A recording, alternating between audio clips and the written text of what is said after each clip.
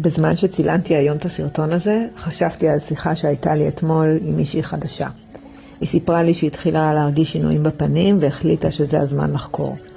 היא אמרה לי שבכל מקום היא ראתה בעיקר קמת, איך מוחקים, איך מעלימים, איך מתקנים. ואז הגיעה אליי והרגישה שהיא רואה משהו אחר.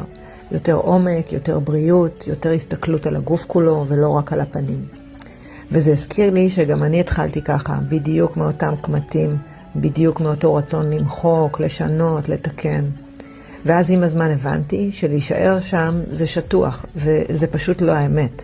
האמת היא הרבה יותר גדולה והרבה יותר עמוקה מזה. איך אני תמיד אומרת? זה הפך אצלי קצת למשפט. התחלתי בגלל נראות ונשארתי בגלל בריאות.